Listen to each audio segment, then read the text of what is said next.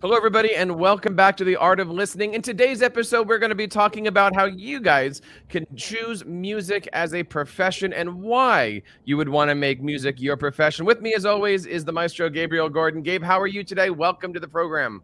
Doing wonderful. Thanks, Jeff. How you doing? I'm doing great. Thank you so much for joining us today. You know, we're talking all about music as a profession, something I know I have done a long time ago, something you've done a long time ago. Talk to us a little bit about this. You know, music as a profession, is it something for everybody? Is it something for all musicians? No, I wouldn't say that at all. As a matter of fact, there are many people who choose different levels of involvement in music. I've been told many times by people, you know, you don't have to do this for a living in order to be involved in it. You can just involve yourself in it in various ways. But that's what I've chosen to do, and that's what we're here to talk about today. And, you know, that was kind of how it was for me, too. And we're going to get into all of those different topics today of what kind of careers you can have, what's the difference between a professional and a hobbyist. If you guys have made music your career or your passion project, we would love to hear from you guys. You can, of course, come over to artoflistening.com and check out all the great stuff. Or, of course, you can always subscribe to our YouTube channel. All of the links are going to be below in our show notes. But, Gabe, let me start off here. You know, obviously your background is music. You're a violinist. You're a conductor. Why music? Why music above everything else in the world? What was it about music growing up that said, that's what I want to do? Well, I started when I was around the age of 6. And that is earlier than some, but also later than others. There are some people who start when they're 3 years old. But I started when I was 6, and I had started lessons. My whole family was involved in playing and performing music, and I just wanted to take part with them and be involved with my family. On Saturday mornings, we all got together and performed and played music. And then about 4 or 5 months in, my father sat me down in front of the TV, which was pretty unusual for the time, and said, I want you to watch this. And it was a documentary about a great violinist named Pinchas Zukerman, who also started when he was 6. And at that point, I had started to really understand what the mechanics of the instrument were and how hard it was to do something like this. And I was incredibly inspired by that documentary. And it said in the documentary that he practiced 3 hours a day. So I started doing that right then and there. And then when I was around 14, many, many years later, I realized after a concert at my high school, I went to the High School of Performing Arts in New York City, like the rest of my family had, actually. And we performed Liszt Les Preludes, we performed the William Tell Overture and a bunch of concertos. And I remember that performance so clearly because it was after that performance that I realized, hey, you know, I think this is what I want to do. This is the feeling that I want to have. This is the thing that I want to do every single day and be completely involved in it. It's an interesting story. And it's funny how you said Pinchas Zukerman as a famous violin player, because growing up, I always looked at Pinchas Zukerman as a famous viola player. Right, right. Because I got my start, you know, I started in 3rd grade as a viola player. And by the time I got to my junior year in 11th grade, it was, what do you want to do? And I never thought of anything else other than music. Yeah. And for me, there was always 2 options when it came to college. It was music performance or music education. And I realized very quickly, viola is not going to be paying my insurance and my health insurance and stuff. And so education it was. Right. Little did I know that it was actually viola that was going to be paying for the college to go through. Right. So, but right. It's interesting to see how many different pathways and career ways. Of course, now being a teacher, you're working with students. There's a lot of different things when it comes to music as a profession. You got performance, you got education, you got broadcasting, you got composition, you've got all these different kinds of things. Right. Talk a little bit about the training, because I mean, you and I have that classical background, right. Lessons, rehearsals, weekends of concerts. Talk to us a little bit about the training that somebody needs. Well, you can actually refer to my vlog about what it takes to be a professional musician. The link will be also down there below. But just to quickly review, you really need 3 basic skills. You need the instrumental lessons. And this is, by the way, not just in classical music. This is in any type of music that you want to do. You absolutely need instrumental lessons.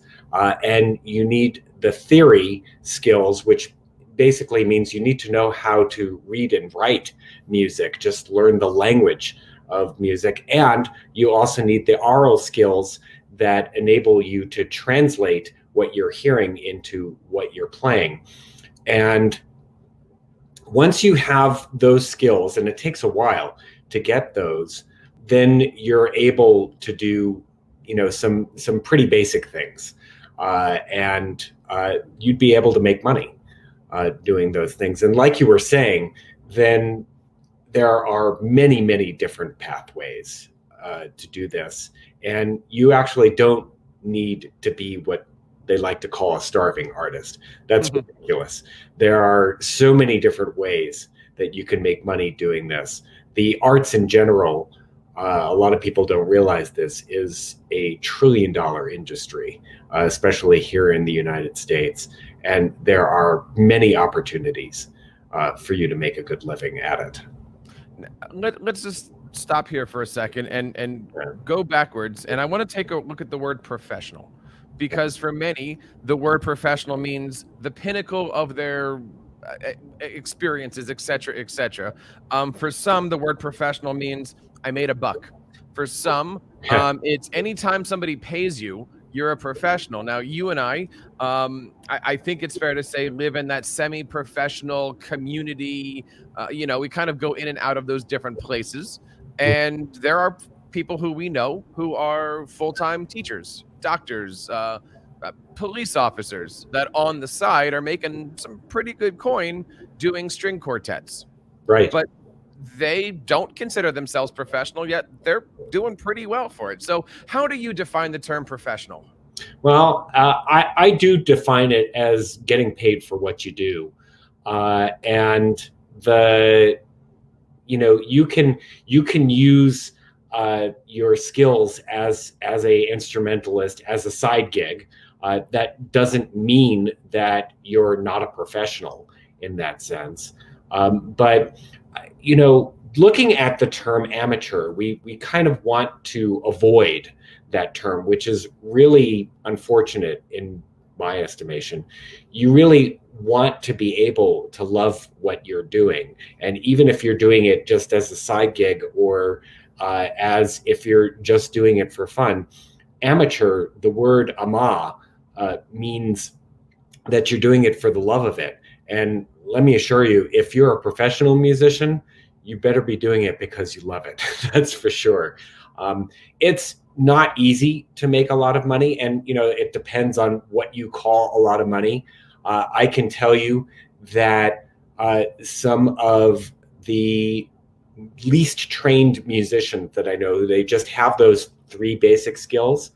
They make $80,000 a year just doing weddings. That, if that's what your focus wants to be, that's absolutely fantastic. And also, you can make a great deal of money teaching. You don't need to know that much about teaching in order to get somebody started. And there is always somebody who's wanting to get those lessons. Lots of parents out there who want to get music lessons for their children. The same thing goes for weddings and funerals. I mean, they talk about these things in their own businesses.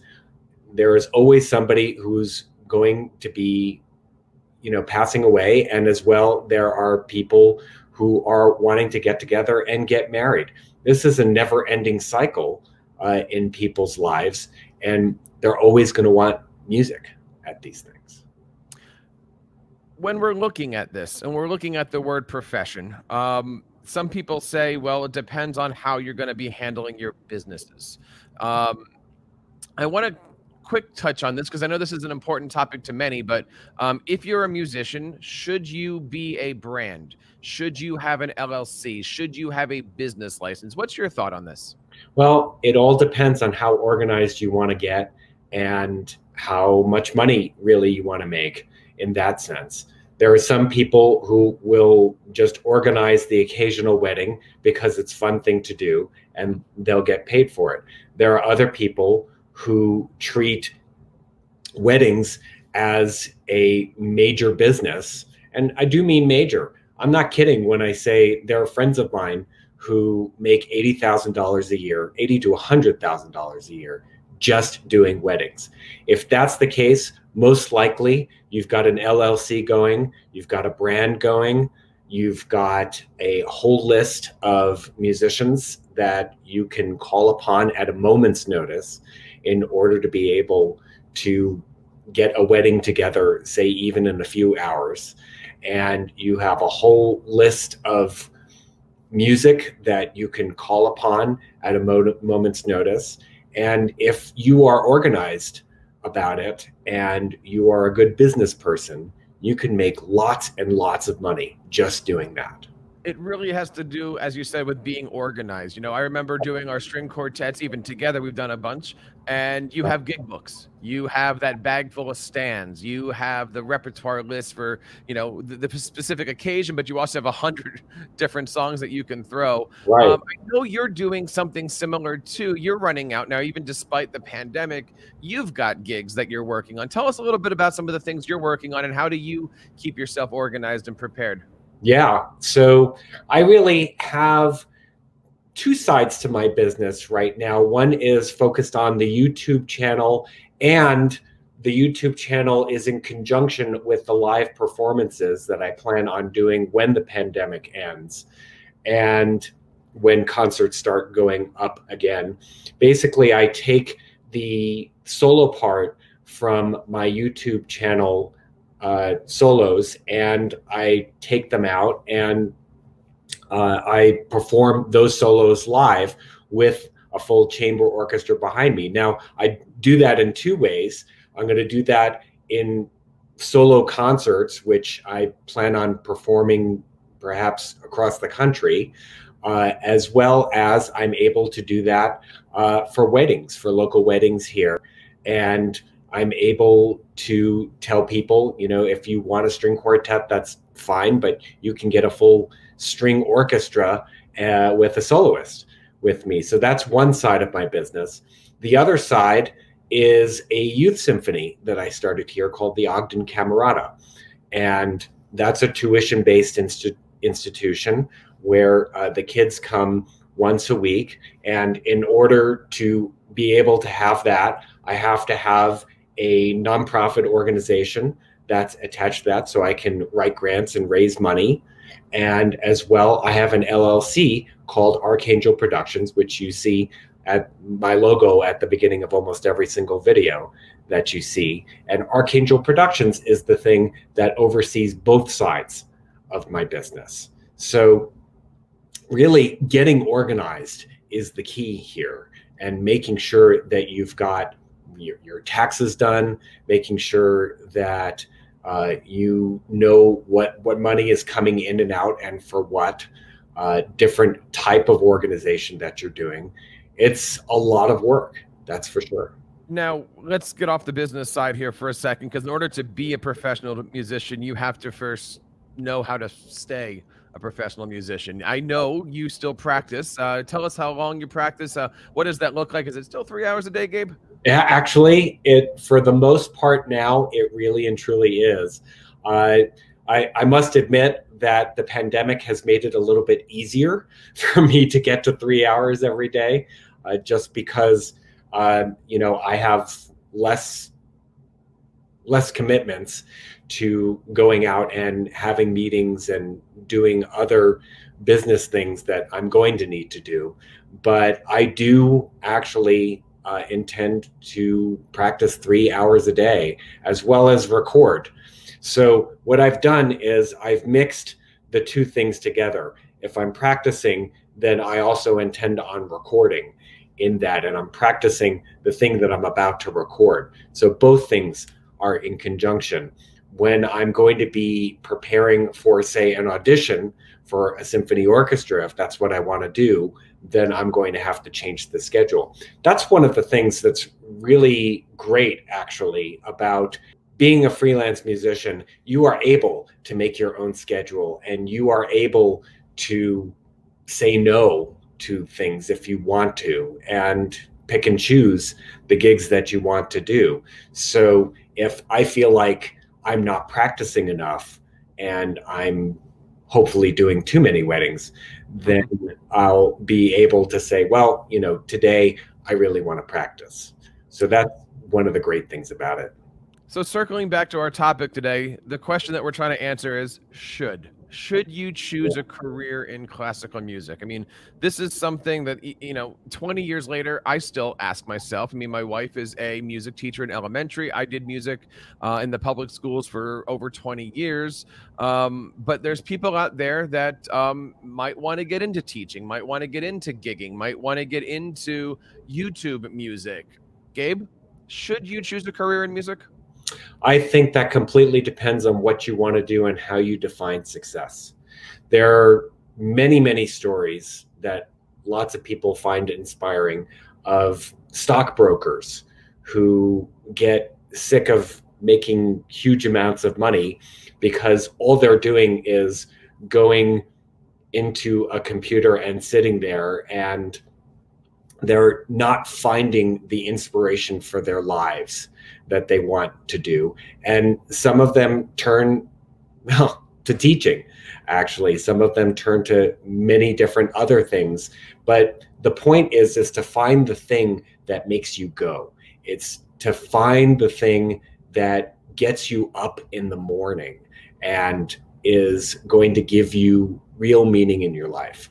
The fact is that you are going to spend much more time at your job than even with your family. And so it better be something that you really enjoy to do. And if you enjoy just making money, then maybe being a stockbroker is for you, and that's perfectly fine. But if it's something that you're not finding to be something that inspires you, then perhaps you should do something else. Now, even within music, there are things like that. So if you find that you're a cellist and you are really sick of playing 8 notes over and over again at weddings for the Pachelbel canon, then maybe weddings isn't for you. Teaching is probably I would say, the second most lucrative job in the music business.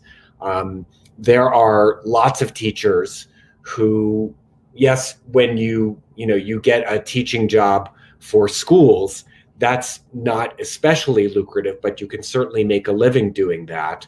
And you can supplement with private lessons after that. Private lessons are extremely lucrative. You can make anywhere from $50, $60 to $100 an hour just doing private lessons. And again, if you're organized about it and you go do the recruitment and you do the work and you have the business sense to make this work, you can make lots and lots of money just teaching. So between the school teaching and the teaching, you can also at night play in different orchestras, or on the weekends you can do that. You can do recordings.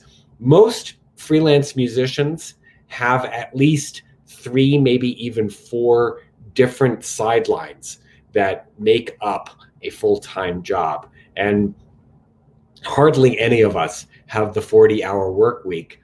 Most of us don't want a 40-hour work week. We're just enjoying what we do so much that it kind of doesn't matter. So if you have any questions about any of these topics, you can, of course, reach out to Gabe. Gabe, where is the best place that we can find you? You can find me at gabrielgordon.net. And if you sign up for my newsletter, you'll be getting that in your email, as well as any questions or comments you can ask me there. Excellent. Of course, check everything out over at GabrielGordon.com. Subscribe to our newsletter. Subscribe to the YouTube channel. Lots of great stuff coming up.